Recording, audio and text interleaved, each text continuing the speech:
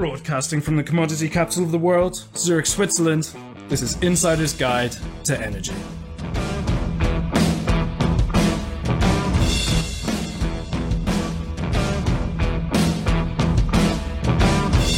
This edition to Insider's Guide to Energy is brought to you by Fidectis.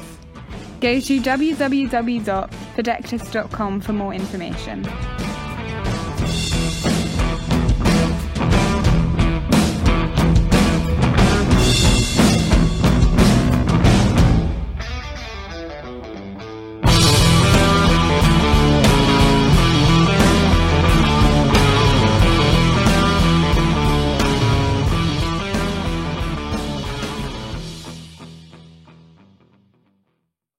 Welcome to Insider's Guide to Energy. I'm your host, Chris Sass, and with me as always, co-host Johan Oberg. Johan, what's happening?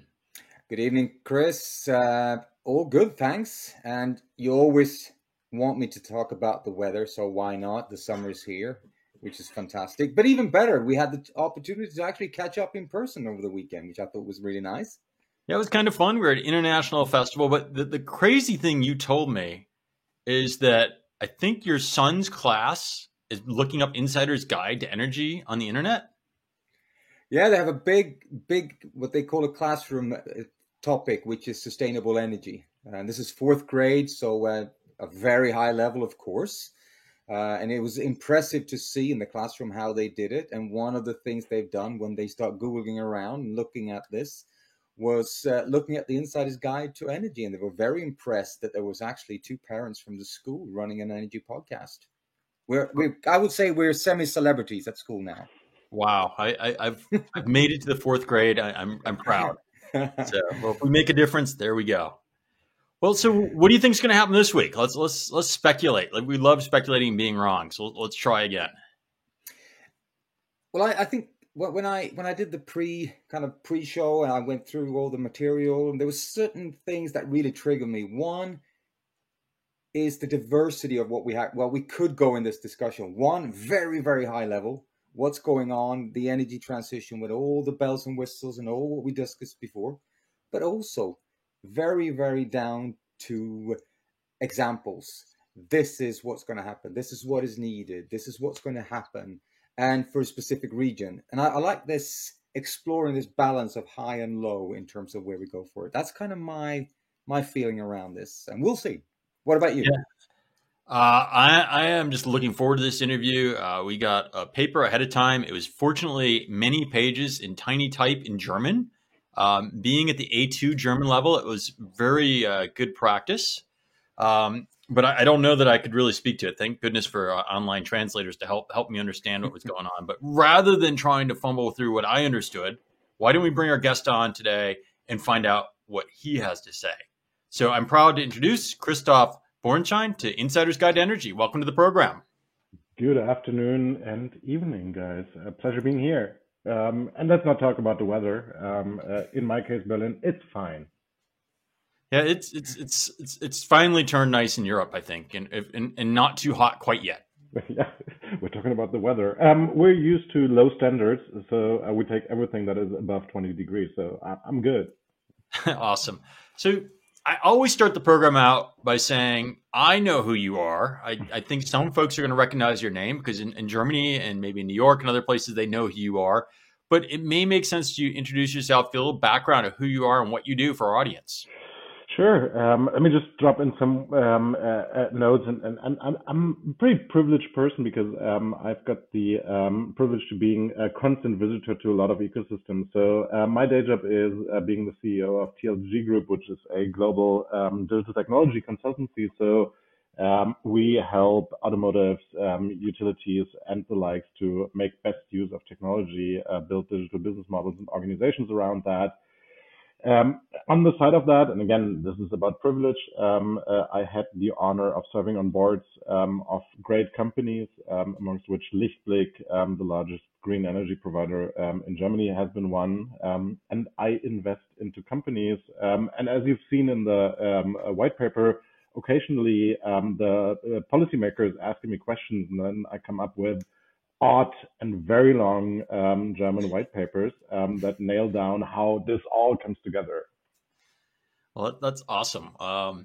So I guess, for conversation this evening, we could go a lot of different ways. I think you mentioned automotive. We talked in the pre-show about what that would do. So, I think a good starting point for me is to see what you think the impact of electrification is in all these EVs and what's coming down in fleets and what the impact could be, and can we handle it today?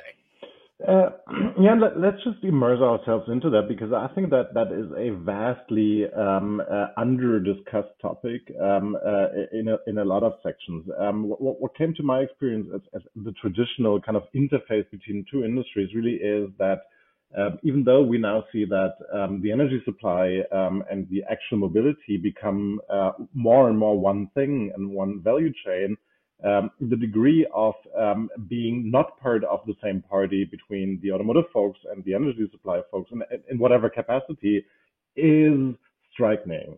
So I think what we're seeing right now really is that the immersion and intersection between the fields. So understanding that 87% of the lifetime of a car is basically a rolling battery because this is the time that cars are not used, and thinking about concepts, how to carve out value of that. The car as the spillover battery for your home electrification. Questions around charging poles being bundled and distributed together with cars and solar roofs really shows you, we're talking really about two different worlds. So the energy world, and that really is having met both of the worlds. The energy world ends exactly where you plug in your car, and the car world, so the automotive world, ends with a plug. And interestingly, we're looking into a world where the actual magic is happening exactly where both of them basically head off from the discussion. So then I think when you have like a demarc like that, is there a fight for this, or are you thinking it's more of a symbiotic relationship that's developing? And that really is to be seen. So I think right now it's to some degree lost in translation a bit. So looking into that, the Volkswagen Elli, the one energy brand that an OEM put out in Germany, is the first ahead in understanding that there's value to be carved out in selling the people that buy EVs a charge pole, and then selling an energy tariff on top of that. But I think that in both of the industries, the true status quo is they did yet not understand how much value is to be generated by actually owning the whole house, owning the energy management system, including the car. So my take really would be the virtual power plant player really have a lot of breakfast to be eaten in jumping into that intersection where there's basically the dead zone of the development and discussion. But it's also quite interesting because that intersection, I think, is really fascinating because you have two legacy companies, you have two incumbent businesses of the OEMs, and you have utility. It feels like it's the connection, that's kind of what it is. But this is an infrastructure play, and you see a lot of others coming into this market, new technologies. What do you think is going to happen? Is it as a greenfield as it can be for two incumbent companies, or is this more of a challenge than some might think? What you see is that out of the kind of traditional situation, only Tesla has it right. So Tesla, with the cooperation with Octopus Energy and local energy supply contracts, really is now jumping on board of, hey, selling someone a car is not the end of value creation. It's actually the beginning of value creation. Once batteries in cars become bidirectional, so actually are a component to the grid that does not just take energy, but can give energy as well. Things like peak shaving, energy trading, and things might be interesting. So intellectually, you've got the feeling that no one out of both of the worlds is proactively discussing that other than Tesla. And then you see the players like Shell, for example, that really understand that the opportunity space in that field is interesting and really fosters their position in the network. My take on what is the most interesting e-mobility company globally right now, the answer would be Shell. That's an interesting one, and a quite surprising one, is to say the least, as well. I have to say, but I kind of understand, because there's a lot of investment goes into it. They have a lot of opportunities in regards for this, and they have the size to build the infrastructure and to support the infrastructure. And whatever regional market you tap into, maybe the US, Germany, or stuff like that, their acquisition roadmap has already conquered such a lot of play field in the respective markets. It's really interesting to see how they're sneaking their way into the described value pool that both of those aggressive players, OEM and suppliers, have just left out there. So here's a follow up on this one. Technology wise, size wise, investments I can understand. The one thing that always nags my head a little bit, also from the OEMs, is, are they ready to take on the kind of the 360 customer engagement that there is? Because if you look at rankings, at least for a few years ago, I was in the telco industry, utilities and telcos was not probably the highest rank in terms of customer experience and customer relationship. So this changes the ball game a little bit. Are they ready for this?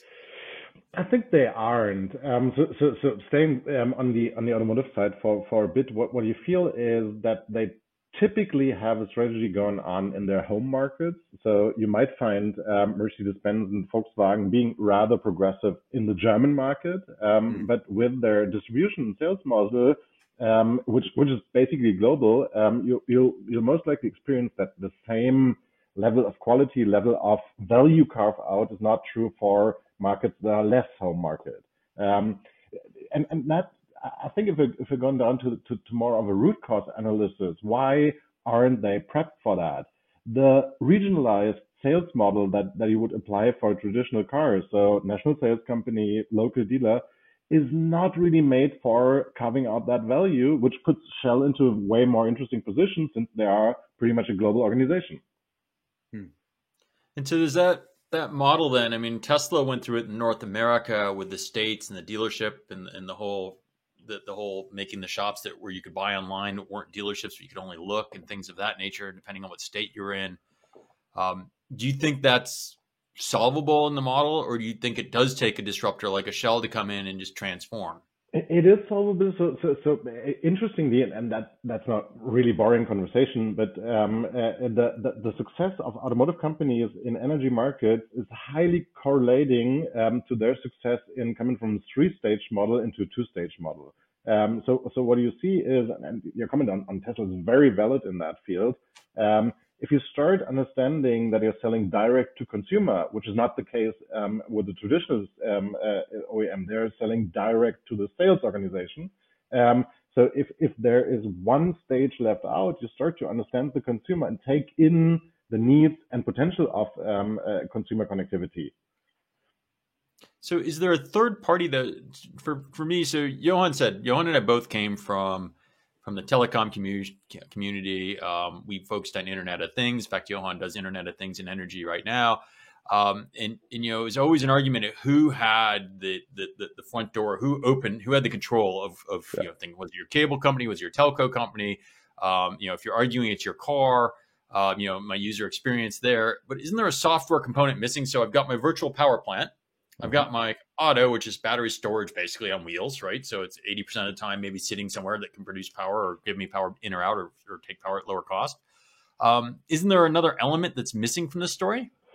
Yeah, and this is really where the potential of the slowest moving part of all the discussion sits, the energy utility, which is why I kind of named Octopus Energy as the one player that I very interested am looking at right now.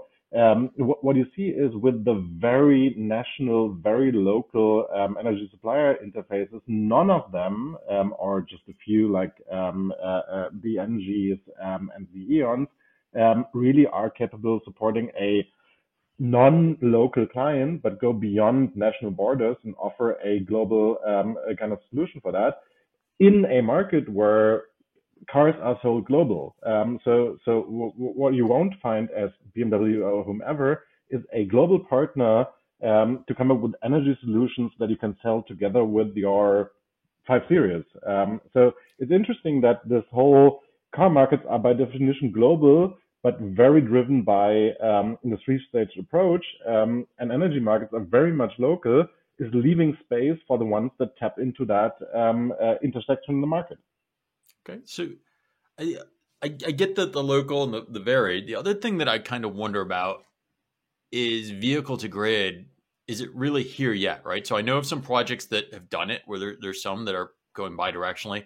So in Germany, for example, can I do vehicle to grid? Is the infrastructure going to allow me to put energy back into the grid right now, or a fleet for that matter, if you had a fleet? Theoretically, the answer is yes. What has been announced is that Volkswagen from 23 on is going to deliver all the ID cars with the capability of going bidirectional. So on the car asset side, this is going to be unlocked in, 8 months. From the kind of theoretical policy making perspective, it is possible, but combined with a smart meter, so there's conditions to that. But yes, we in 9 months will be in a situation where, not even theoretical, but very practical, there is an interesting opportunity in the market that someone will want to use. And do you see, do you see first movers as consumers or fleet? Interesting one. I think fleet is more interesting because looking into pooling a lot of cars. So the interesting part for me as a consumer is, why isn't a large parking garage a large battery? So hypothetically, that would be very interesting. The problem is in a parking garage, there's multi-brand cars in there. So I've got a multitude in problems of compatibility, and the likes. In a fleet constellation, the probability is very much higher that I've got a single brand in cars, basically, and a single standard that is applied. For our societal progress, nonetheless, consumers would be more interesting. So whoever cracks the nut of managing fleet in a multi-branded world, so really taking the whole parking garage in and using and managing that as a battery, is really going to build an interesting business model. But here comes, if we go then look at that, you look at the fleet, I can understand, because you have accountability, you have responsibility, you have access to the cars, and you can then trade on volumes in one way or the other. Yeah. If we then go to the consumer part, if you say parking garage or even down to the individual car, what's the business model and what's the incentives for the driver or for the owner of the car? Because it's might not vehicle to house or vehicle to building or whatever we want to refer to it, I can understand, because that's your local backup plan. Yeah. But then once you start doing this on scale with multiple cars connected to a parking garage or something, who benefits from this? Who gets the money, and where are the benefits for each of the different stakeholders? Two perspectives on value. Savings. Energy in terms of price point for consumers is going up. So I would prefer to having a car-to-car charging progress going on if I'm the one charging my car against all the other cars in the garage that don't need the energy right now. So managing out the price point of kilowatt hour that I charge. Very interesting one. So consumption, and we're all going to recognize that our energy bill is massively going to go up. So statistically, I think that the annual energy bill of someone that buys an EV is going up by 50%. So this is at the actual energy prices significant. So cost reduction is one end side. The other one is you could actually create an upside with a world where cars come in subscription, where actually your subscription based on not using the car and your subscription fees going down by that and just using that as a battery. So there is a possible future where free mobility is a possibility, because the more we go on green energy in Germany and wherever, the more volatility we'll have in the market. So on sunny days with a lot of wind, it might be interesting to just put your car and don't move and use all the energy once free storages are needed again. So interesting patterns around when to be mobile and when to not be mobile, because the battery part of a car is more interesting. So some of that sounds pretty progressive. How, I mean, you say that stakeholders and politicians and others talk to you and ask for opinions and things. How far out there is that? How wild of an idea is this that we're talking about? I think not too far. As said, it's massively determined by the fleet's broad fleet, so all brands' capability of doing bidirectional charging. So as of now, looking into the global fleet, the Nissan Leaf is there, and then the Renault Zoe. Other than that, there's just no cars that can support that. Once this changes and Volkswagen's move into bidirectional charging will be a massive game changer for all of the ID fleet. This is happening, and again, we're 9 months out from that point. So Go ahead. your 2045 prediction, or when Germany's got some deadlines that they've got in place, how big of a role is this kind of storage to being able to get to a renewable future? Or does this mean that like programs like nuclear that's gone away and things like that still need to be a part of the solution? Storage is going to be a solution, as you know. I don't need to explain that to you. With the strategy Germany is following, will drive the network's overarching volatility massively. So with a goal of 2% of the land in Germany being dedicated for green energy production, what we're going to have is the most volatile energy network of all time. And the more volatility is in the game, the more storage you need in the play. And what we'll short-term not see as the answer for that is infrastructure storage, because that needs to be built, and I don't see any large projects that actually do that. So for the interim, it might be the best idea of using rolling energy storage in order to support the transformation. And do you think with the EV, I mean, EVs are complex, right? Because you also get to ownership. You talked about it being a battery.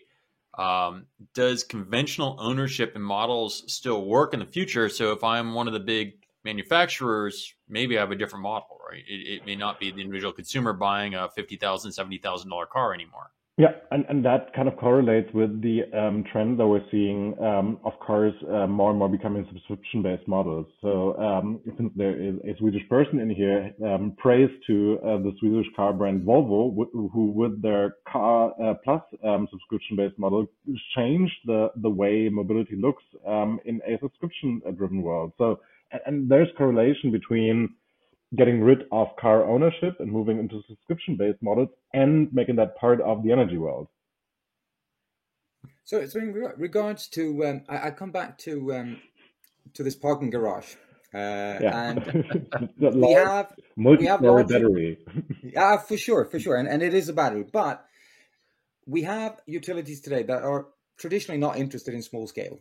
Mm-hmm. And we have cars that are now leading the way, which in a few months will be bidirectional, which is a good thing.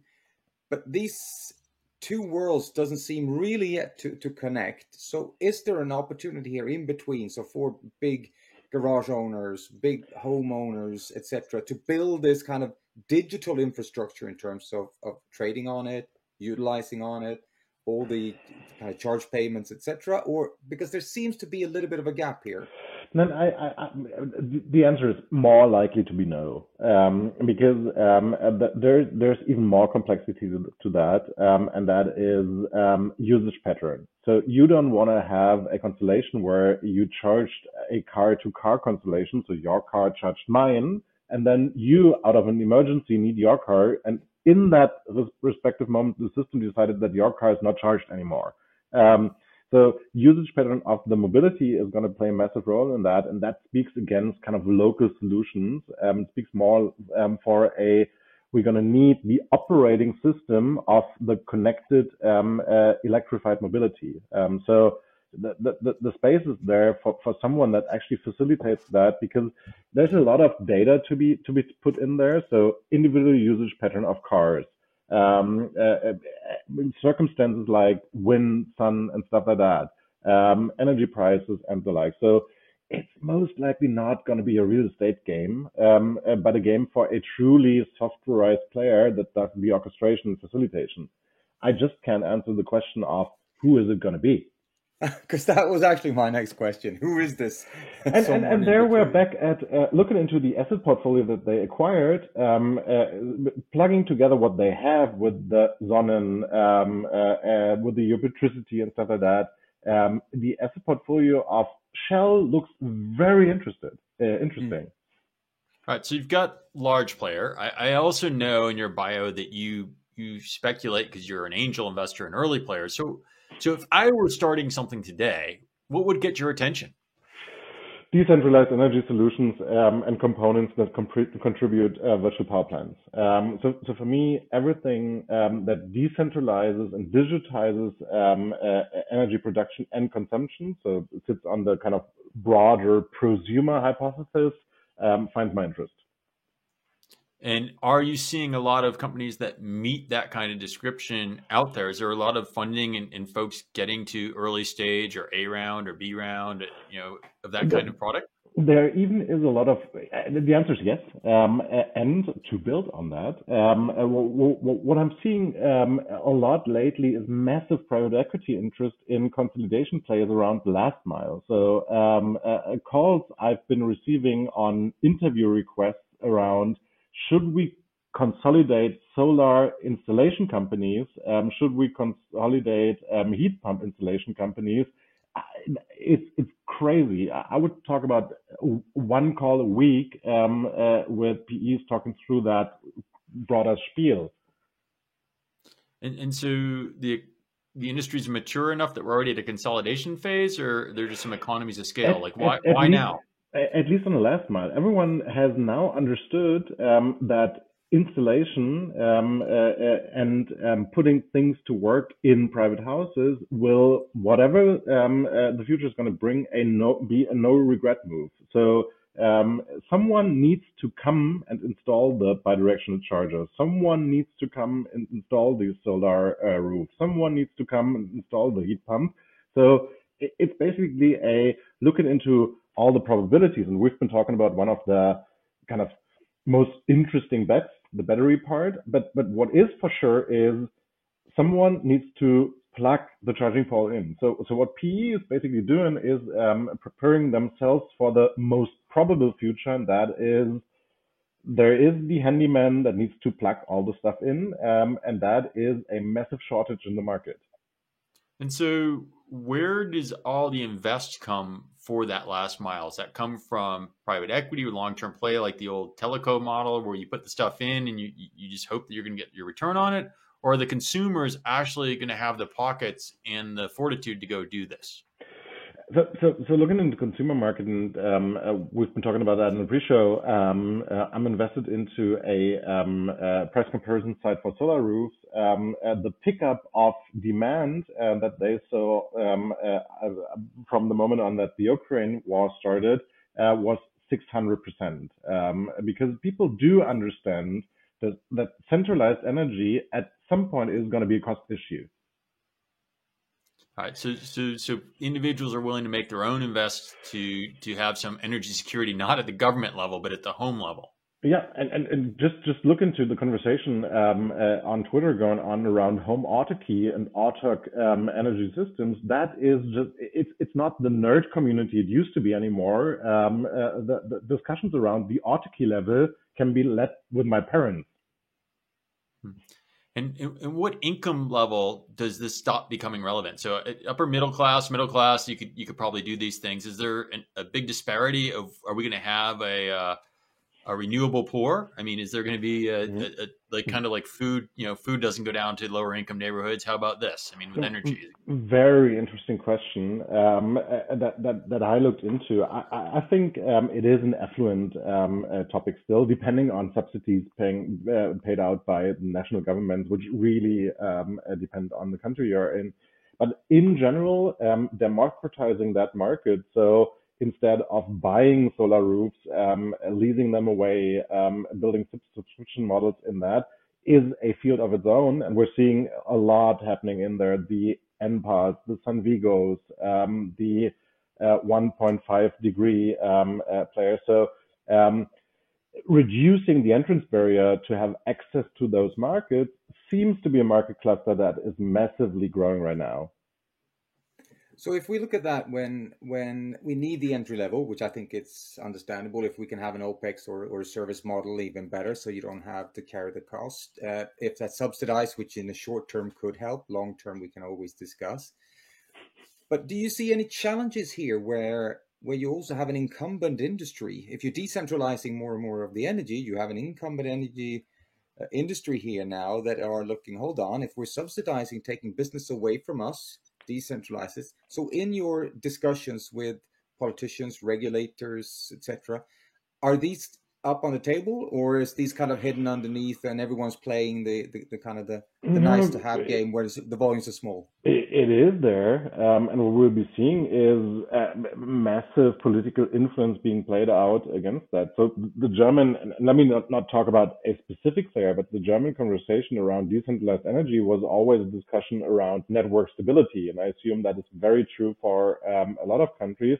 And network stability seems to be the argument of the political influential part of the incumbent industry and to fight against that. So the threat that has been put out there in front of the political class really is whatever you do in order to decentralize that, network stability is going to be at stake. I think the kind of exogenous trigger that is now pulled really is yeah, that's interesting, but we don't have a choice, Ukraine. Yeah, and that is changing the discussion. Yeah, I mean, I see that just from doing the podcast and talking to folks. And since the war has been going on, it's definitely different. I think in the pre-show, you mentioned gas in Germany in the same breath. I mean, those things can certainly open up quite a conversation. And I guess, stability of decentralized grids and some of the policies also inherently create instability for some grids from some of the previous guests we've had on as well. Yeah. So, if you're putting, behind the meter, solar at your plant, or if you have your own renewable and you're just getting power when you need to and use the grid as your battery, for lack of a better term, that tends to raise prices, in my experience, for everybody across the board and may make the grid harder to operate. Is that things you're seeing? Yeah, I'm clearly seeing that, and I think we're specifically with the Ukraine situation, and since we're talking about a country that is reliant on gas by 55% of the energy production, this is yet to be a very interesting discussion where we now see the emergency reaction. The core question really is how is this going to be playing out on the long run? But if we would find out that our energy supplies of gas supply from one day to each other is actually not going to be there anymore, everything that helps is going to be done. Yeah, didn't we see that with electricity in the new folks in Finland or Sweden, where electricity had to be supplied by their neighbors? I think I saw a chart on that this morning, talking about not getting electricity from Russia anymore and changing the direction where their power was coming from. And there even is this term in the political discourse that I genuinely find stupid. Solar energy is freedom energy. I tend to not fall for stuff that is freedom X. But except for freedom fries, by the way, are really good. Yeah. No, but it's really, we're now down to question of geopolitical influence on a local discussion, and there might be a point where the political will switches into we can't take centralized supply anymore, and the discussion is around. So at the moment, again, it's crisis reaction and emergency behavior, but this is really building out, and I think that more decentralization is definitely going to be a consequence of the discussion. All right.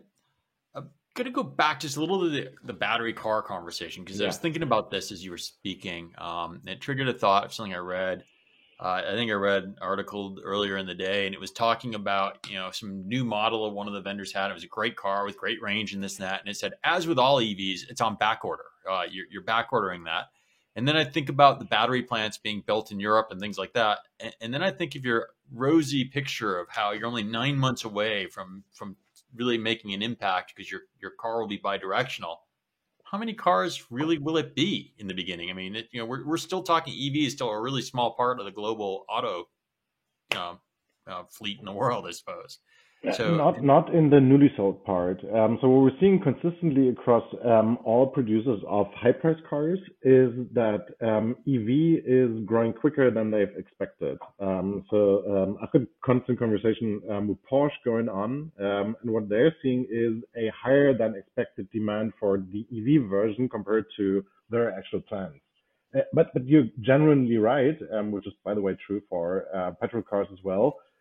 With global supply chain issues, and I'm saying that in quote unquote, that impacts chipsets within cars, which is very much neutral to petrol or EV cars, and it will at some point impact the battery part as well, which leads to the situation that automotive companies focus on high-priced cars. So what is basically happening is they're producing more high-priced cars, which are more and more becoming the EVs, and less of the cheap petrol cars, which from my perspective will set the whole thing even more on fire than we expected that. Because affluent people and affluent buyers buy more likely EV cars.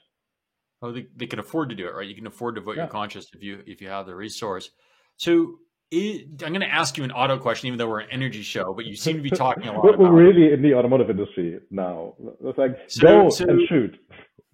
When does the auto manufacturer overhang and do all these gas cars? Like, I don't know if I'm buying a new car today, I'd buy another gas car because the resale at some point is going to plummet, I would think. Yeah. So when does that tipping point hit? Are we getting close to it with the two-way section, of EVs, or when does that, like that last brand new, if you buy the gas portion, that's a sports car, so that may be different. So if you buy, an S series Mercedes and you buy a diesel one or a gas one, when does that become obsolete and when does it tank in resale value?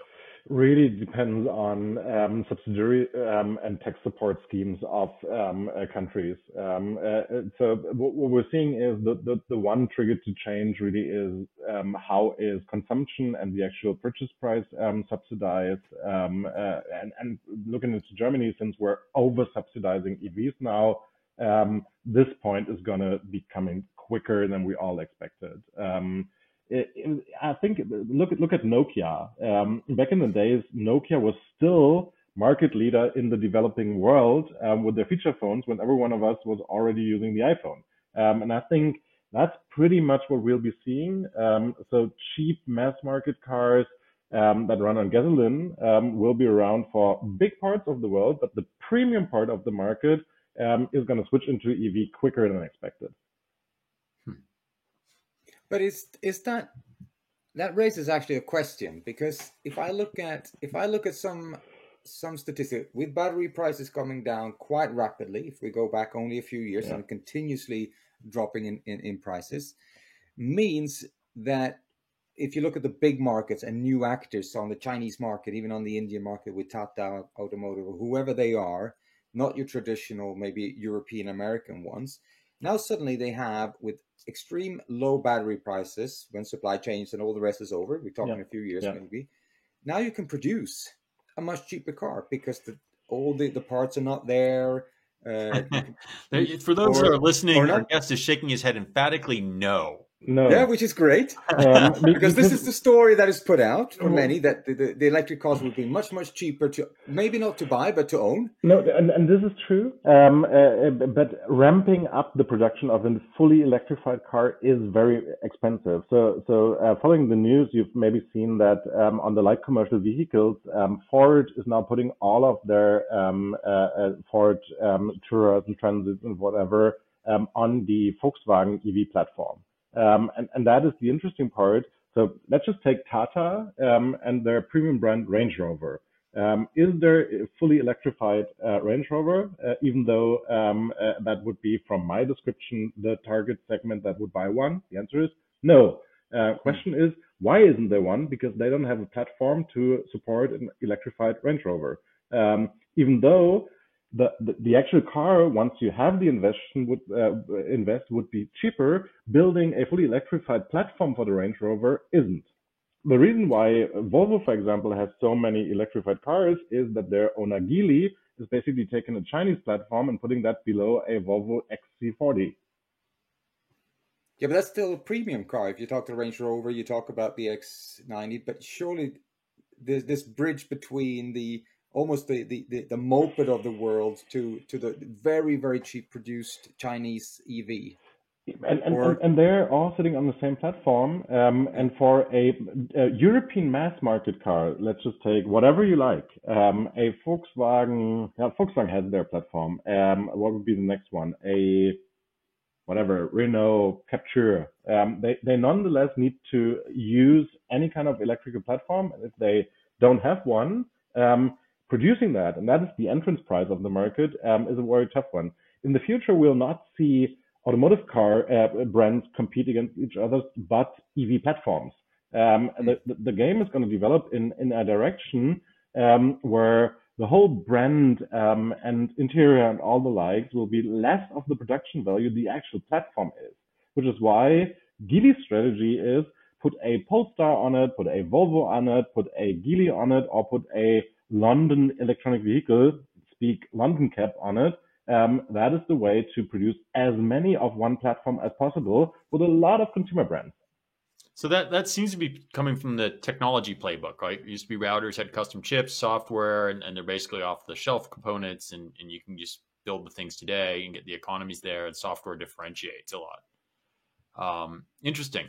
So you see that trend now already based on what you're saying. You're saying, for example, there's a few core platforms that are winning today, and those are what the mass market are going to see. And it's basically, I remember years ago when I sold the GM where they had the skate concept where, it was always a platform and they just put whatever body on top of it. At least that's what their future plans were back, 15, 20 years ago when I was working with them quite a bit. Interesting. And that's pretty much what Volkswagen was doing and was very successful once Ford signed up. It's just driving the volume of the platform in a non-visible way. And if you look into ID 3, 4, and 5, even without really precisely knowing that, my assumption would be all on the same platform. It's just one car with different body types. So, okay, so the car market I kind of get. You spoke very highly of Shell's ability to have a bunch of components and the interesting pieces to remain relevant. I spoke highly about Shell's acquisition strategy. What I explicitly want to point out, not to be kind of perceived as the Shell fanboy, is their lack of capability of integrating. Okay, well, but integration is always a problem for any large company. That's the hard thing, right? You can acquire a lot of companies, but they don't always play nice together for many examples. But if you look into the kind of global wish list of things to buy when you want to be a energy or electron provider for mobility, Shell has it all. So on the kind of what would I wish for if I would follow a buy and build strategy for a charging / fleet management / EV player, I would buy exactly what Shell bought. But do you see some large scale M&A where maybe you have, a software company, a car company, and a Shell type company just becoming one massive company, or are we just so many years away from that kind of market consolidation? No, I don't think that we're too far away from that. So what is to be expected is the Exxon Mobiles and the BPs jumping into that game. So following the Electron and that's like one-liner strategy for all those old petrol companies. That is going to happen for BP and Exxon and Total or whatever. And then the next step really is, if you can control the electron and platforms of cars are commoditized anyway, which is happening, why not build a Shell made-up brand EV? Totally possible. So integration on steps of the value chain that we did not yet expect. So the supplier of the electron is the producer of the car in a subscription-based model or in a freeway. Yeah, that is nothing that is totally unrealistic. But this is more an energy conversation than a mobility conversation from your perspective. It is, because the actual value that sits in all of that. So cars have a massive problem. So traditional cars, Tesla is out of that. The value creation of a car ends the moment you sold it. Then there's some after sales, but the more sensors you put to the car, the less crashes you have, so the less after sale revenue you make. The car is actually the entrance door in 50K spending in energy autarky at home. It is the entrance door in buying a charge port and stuff like that. So car is the key to way more interesting cash generating model than after sales. After sale is pretty much dead because the platform for EVs are not that easy, not that hard to fix as combustion engines. So no one is gonna change the shift gear anymore. So after sales is gonna dry out. So for car companies, the question is what to earn money on next. And the problem with EVs is since they're easier to produce, there's not much margin in an EV to pay for the sales network and the like. So they need a new value pool, like urgently need one, and there's one that is deriving. You want any kind of final thoughts? We're getting towards the end here. Maybe time for one or two more questions. Oh, I have plenty of questions still left. I'm going to throw out one that is a high-level question, extremely complex, but maybe you can summarize an answer for us. Let's see if you can go with it. Yeah. So you're telling here we're transforming two industries. And if we look at the German market specifically, we have the energy industry. We're decentralizing that. We start producing the energy on local parts, which have an impact on some of our largest utilities. We have an OEM business that is changing, as you're saying, where the actual driver will be something else than the actual car, potentially your solars or your charging stations, etc. These might not be produced, supported, and innovated in Germany, which today they are. So in these discussions, what I can see from a little bit is also this becomes a real big kind of political or regulatory challenge for especially the German market. And I know this is a massive question and we can probably go all the way around this, but how do you see this? Basically, I just gave a lecture on the Tech University of Munich this afternoon on the topic. Headline was very easy to your question: is Germany's competitiveness at stake? And the answer is, it is. That was a short answer. That's another show. Really short answer. Maybe you could expound on that a little bit. No, it's looking into what we've just talked about. About 23% of all the jobs in Germany are directly or indirectly dependent on the automotive industry. Translate into building combustion engines, shift gears, and mechanical complexity.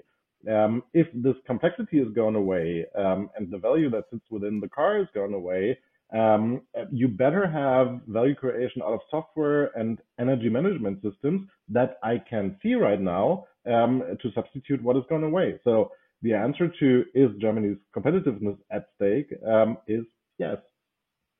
All right. Well, I'm sure our German audience will appreciate hearing that. Hopefully, all the action will help your countrymen. All right. Well, we've gone all over the place. I've asked you a couple times some crystal ball questions. So just putting it out there, where do we go next 12 months? We get the bidirectional cars. What do you see? What's your prognosis for Germany in 12 months from now? Hopefully we'll see that this is really a trigger for inside-out innovation of the automotive brand industry. So it's, for me, it's really now is the time. They've got the capital still at hand to innovate around that. So shifting from looking at Shell buying the whole market to consolidated ecosystems that really do that and going beyond the car as the core mean of value creation is my hope for the German automotive industry. And that is going to be decided in laying the foundation over the next 10 to 12 months. Okay. And one last kind of futuristic question. If I were graduating with my engineering degree in Germany, Switzerland, somewhere in Europe, what should I go do? What do you think would be the career path that's going to be long for me if I want to be in energy? Yeah, go and follow the electron would be my suggestion. So whatever manages and supplies electrons into mobility and creates business models around that is going to be growing. Well, cool. Well, I've had a lot of fun going through our conversation. We went a bit everywhere. It turned into a bit more of a e-mobility auto show than we thought it might, but it's always fantastic to hear what the experts have to say. Thank you so much for coming on. Johan, any final thoughts on your side? No, thanks, Christoph. I thought it was a really interesting discussion. We could have gone all over the place, which we also did, but there's so much to tap in still. But really appreciate you coming on. I thought it was really helpful. And I thought you would come up with a question of a purchase tip for the perfect EV for you. I think the Polestar 2 is a very great car, and it suits your nationality. All right. So, are you a shareholder of the company as you're pitching this? No, I think it's an amazing example for a Swedish-made brand with core technology that is from China that shows that where innovation and mobility is happening is going to change and is already changing. Yeah, I see that. Well, thank you for the recommendation. I'll have to go car shopping shortly, I suppose. For our audience, you've enjoyed another hour of Insider's Guide to Energy. We hope you've enjoyed this conversation as much as we have. And as always, if you enjoy the content, please comment, let our guests know what you think. Don't be afraid to say, hey, I agree or disagree in the comments. They'll probably respond back. And we've spent another hour listening to Insider's Guide, and we'll see you again next week. Bye-bye.